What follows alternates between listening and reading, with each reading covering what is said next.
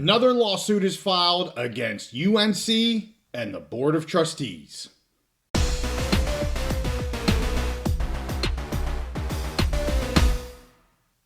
Conference realignment and lawsuits are always in the news, so we're back on the Big Mountain to keep you updated. Hey, JY here without his good friend Steve, but we have another lawsuit here in North Carolina filed against UNC Chapel Hill and the Board of Trustees. This lawsuit comes about 7 months after that Carolina Blue matter complaint about public record laws regarding legal services and costs surrounding conference realignment for UNC Chapel Hill. The complaint then claimed that the university attempted to circumvent public record laws by using a four-step process to approve and pay the law firm of Skadden, Arps, Slate, Meager, Flom, LLP. In this new lawsuit, again filed in Orange County, North Carolina, Chris Clemens, who served as the university's executive vice chancellor and provost from February 1st, 2022 until May 19th, 2025, claims that the university and the trustees violated meeting laws and public record laws in the hiring of Bill Belichick as the head football coach. This lawsuit, as well as the others that I mentioned before from earlier this year, was submitted to the court by attorney David McKenzie. I want to talk about what this lawsuit is and what this lawsuit isn't. This lawsuit is about the process that the university and the trustee used when hiring the new football coach, that being Bill Belichick. The lawsuit is not about the actual hiring of Bill Belichick and saying that that hiring was illegal. So, what processes here were taken by the trustees and what processes did they not follow according to open record laws?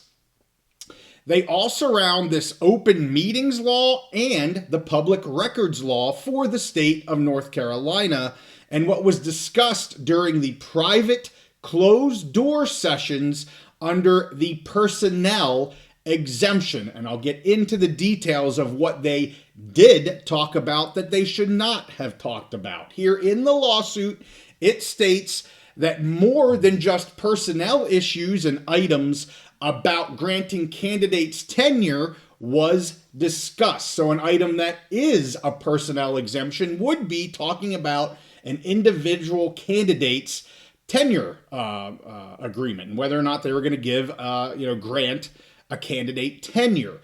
The discussion, however, turned into tenure as a policy.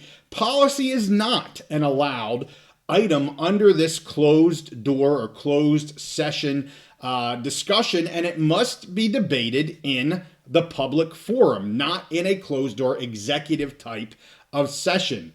What does this have to do with Chris Clemens, the person that is the plaintiff in this case? Clemens was charged with debriefing deans and other vice chancellors about the board's policy posturing or changing in order to, actively manage facility and faculty expectations. Subsequently, when the board learned of these discussions that Chris Clemens was having, they punished him for leaking these closed session discussions and information.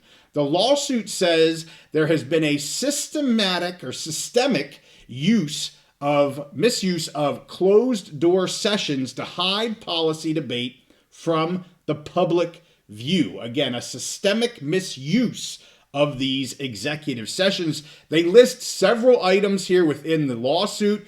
They noted back in November of 2023, athletics finances that was done under closed door or behind closed doors. They noted May of 2024, conference realignment items that were ongoing. And then December of 24, the emergency hiring of Coach Bill Belichick. It also states that there has been electronic deliberations and record destruction amongst certain trustees and the university. The relief of claims that is sought here is said to be narrow and practical, as it's put forth here in this lawsuit. And here's what it's asking for. They're asking for a judgment to be entered that the board did engage in the counts that are presented in this lawsuit, that it enjoins the board from further conduct of these types of counts